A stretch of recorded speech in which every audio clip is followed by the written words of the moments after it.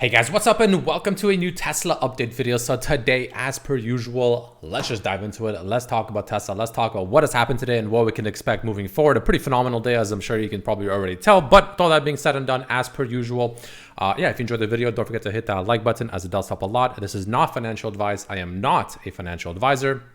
And of course, my membership section on YouTube is live. The link is down below if you're interested. For just $2.99 a month, you get access to my posts, updates, thoughts, etc. throughout the day as we're trading. For instance, like this right here, if we can hold 193-ish all day, that means we have turned it into a support. Notice on the left, on the 65-minute chart, how many candles failed to close above 193 convincingly until now. So anyway, if you want these kind of posts, constantly throughout the day, and options flow, link is down below in the description. But Tesla up on the day with a beautiful 6.22% rally on the day, even up a little bit more after markets. I don't think it matters too much considering tomorrow is also PPI day. But nonetheless, a phenomenal day for Tesla, something we haven't said in quite some time, with a severe outperformance as well, with the market being, only slightly green, which is very nice to see. And even better so, we are officially above the $200 psychological mark.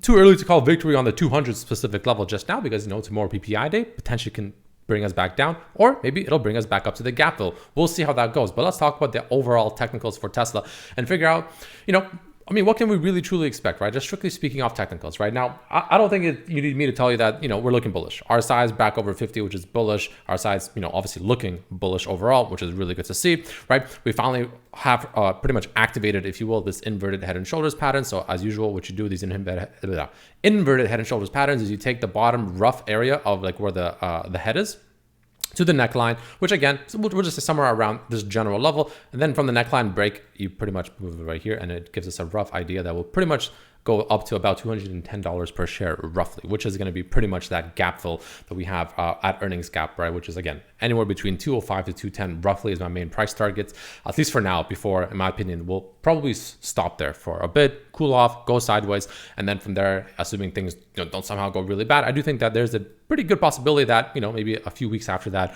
we move up to about 220 to 230, somewhere around that general level as well, to test that 200-day moving average on the daily. I do think that's a very real possibility, but again, I do expect us to pretty much go up to about 205 to 210.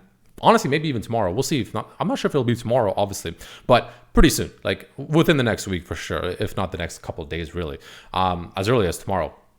And from there, I do expect us again to, find some resistance and kind of go sideways probably between this general level over here. I would say this kind of, 210 to 215 area, to as low as potentially even back down to about 195. That wouldn't surprise me, but I do expect us to kind of zigzag around there. Again, I always bring this up and I'll continue bringing it up because it's been working so damn well, but it's resembling this situation that we found ourselves in back here for the October lows, almost identically, right?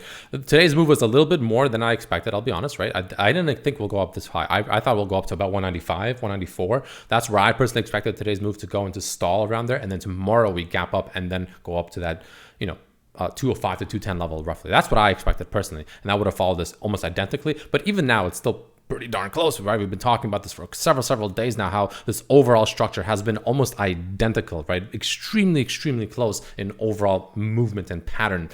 And so far, again, playing out beautifully. So on top of that, we also are, of course, up closing officially now above the 21 EMA, which hasn't happened ever since we broke down all the way back here at about $245-ish per share. Haven't closed back above it ever since, and we officially did today. So that's a beautiful thing to see. Should, in theory, now turn into a support. Now, I do want to make some, say some things here, right? As usual, we're taking any emotions off the table, or at least trying our best to, and just looking at this as logically as possible. There is still potential for this to be a bull trap. There is. There's always a risk. And the reason there's a risk here, two reasons. Again, with PPI tomorrow, who knows how that'll come in. That could be something that brings us back down. I'm not saying it will. It could be. The second thing that's important to understand is the fact that one candle doesn't make a trend. This is a phenomenal sign. It's a great sign. And it's looking very good for Tesla. Don't get me wrong. But there is still a possibility that this is just a massive bull trap. This is just a massive fake out and a potential false breakout. I don't think it is. I personally don't think it is. I'd be surprised if it is. But that is a possibility. So that's why you always want to take things, some understanding that nothing is guaranteed. And there is, obviously, regardless of the situation and regardless of how honestly bullish it does look overall, there is some risk involved as well. Just make sure you understand that. That's really important to understand. But again, with that being said, I still think it looks great. I really don't think there's that much bearishness here. I do think it's substantially more bullish than bearish. The one thing I will say that I do think is potentially a possibility, right? Maybe PPI will do this tomorrow. Who knows? Is a retest of this overall head and shoulders breakout that we had today. I don't know if it'll happen tomorrow. There is a possibility that we move up first for the gap fill and then come down for the retest. I don't know when it's going to happen, but I do expect a retest of this kind of 195-ish level at some point. Like, I don't know when. It doesn't have to happen, but I personally will expect it. And, if you're someone that maybe missed out on this run or, whatever, that would be an entry point, for instance, right? So again, I can see this happening one of two ways. Either tomorrow's PPI is great, we rally back up, we gap fill, and then, to about this 207 to 210-ish level, and then we reject, and then potentially come back down to retest this overall breakout of the inverted head and shoulders pattern, the bullish one, of course. Again, around that 195-ish level, give or take a couple dollars, of course, as low as 193, I would even say. And then essentially just set up a higher low, really just set up a higher low, right? Because we're constantly setting higher. We set a high here, then we set a higher low, and now we're pretty much in the territory of getting ready to set a higher high. I don't know if it'll be here, it'll be a 210. I'm not sure exactly, of course, but we're essentially getting ready to set a higher high. The bullish structure has activated, in my opinion. And in my opinion, Tesla looks great. It's just, again, you can't only just go up, just as you can't only go down. And I expect at least some form of cool off relatively soon. We're very much overbought on the 65-minute chart here. The RSI is extremely overbought. So, not uncommon to see some potential cool off over here. But again, sometimes with Tesla, it just ignores fundamentals or technicals like this and just continues doing its thing, whether that's up or down. So like I said, I see either like this happening, essentially make a higher high up here, make a higher low down around this general area. And then ultimately we bounce off from there, probably maybe even go sideways for a while, kind of just do our thing, something like this. And then ultimately, I think we go even higher. Like something like this wouldn't shock me. And what this would also set up is a pretty nice looking potential, bull flag. Let me go ahead and it'll look, again, just a super rough demonstration. Again, just a very, very rough demonstration, right? Something like this. Like this is roughly what I personally expect to happen over the next couple of weeks, right? Couple of weeks, right? Again, maybe it'll be this, maybe it'll be something like this instead, right? Let me go ahead and redraw another one, right? Maybe tomorrow's PPI comes in a little bit hotter for whatever reason we sell off, and maybe we come down to the 195 right away and retest that right now. I expect successfully. I'd be surprised if we just break back down under. That'll be pretty disappointing, honestly. But, it could just happen like this instead, and then we go back up like this, and then essentially, again, also create, pretty much a bull flag within this, general area as well. I expect pretty much something like this to occur over the next few weeks, right? I expect some consolidation because again, the thing you have to understand is whenever something like this is oversold, like the RSI, like this is oversold on the 65-minute chart or the 15, which is now setting up a bearish divergence, right? So keep that in mind. We're making higher highs constantly in the 65-minute or 15-minute charts, but we're making lower lows essentially on the RSI. So, setting up some potential bearish divergences here. However, the thing you have to understand is when we're overbought, for instance, on the RSI like this, right? Just because we're overbought, it doesn't necessarily mean we have to crash to reset the oscillator or the RSI or whatever. It doesn't mean we have to just completely plummet down. That's not at all what it means. What we can really just do is go sideways, just not do a whole lot, just zigzag sideways, kind of like this, right?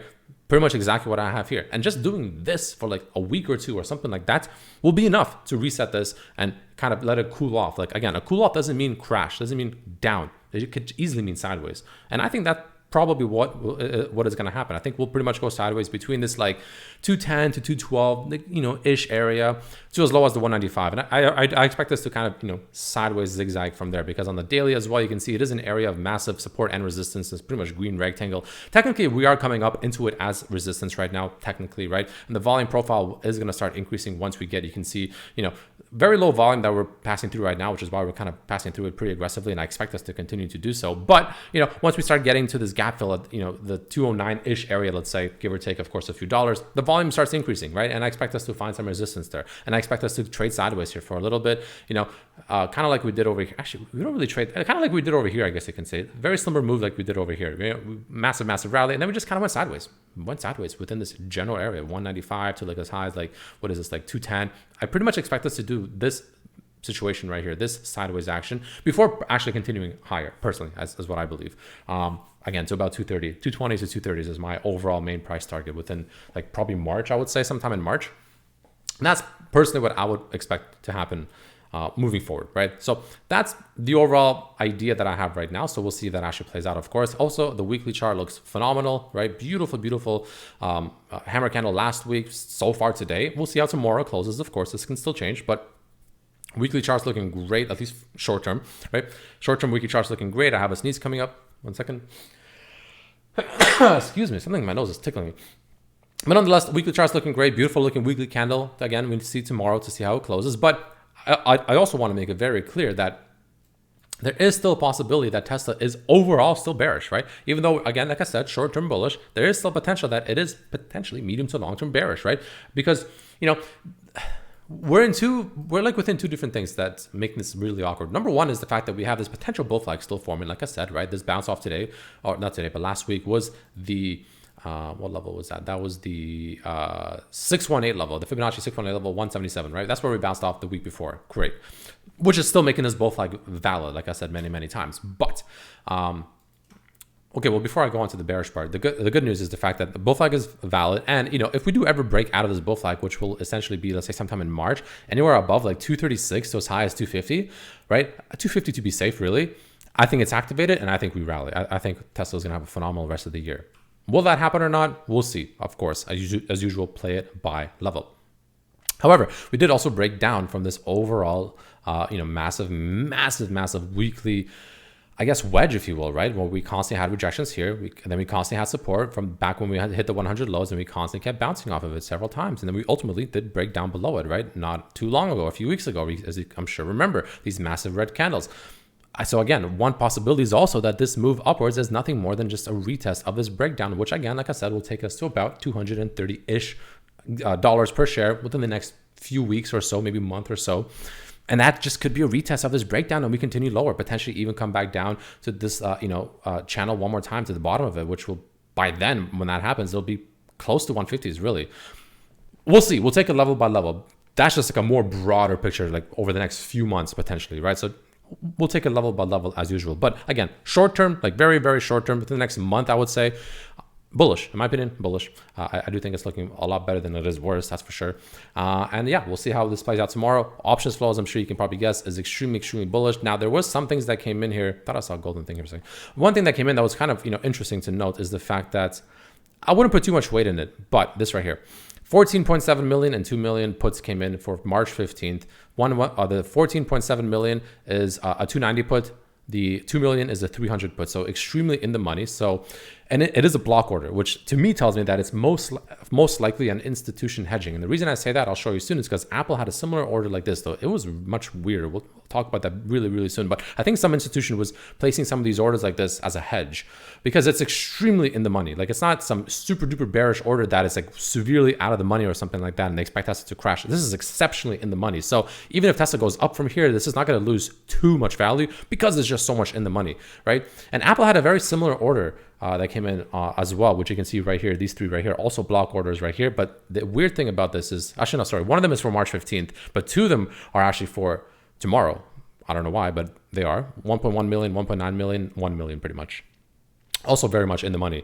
So I'm not really sure what happened here, but I'm just guessing some institution is, hedging essentially with some, pretty much in the money calls or puts rather. So who knows what the actual true intent behind that is. But other than that, very bullish flow for the most part for Tesla. And again, I'd be surprised if we don't overall continue maybe as early as tomorrow to gap fill the earnings gap. There, I wouldn't be surprised if that were to happen tomorrow.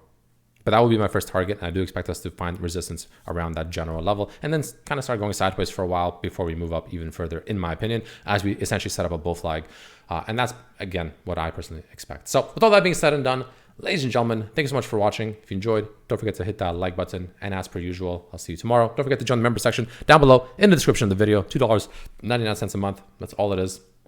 And I think you'll find it very useful. But otherwise, thanks for watching, and I'll see you tomorrow. Peace.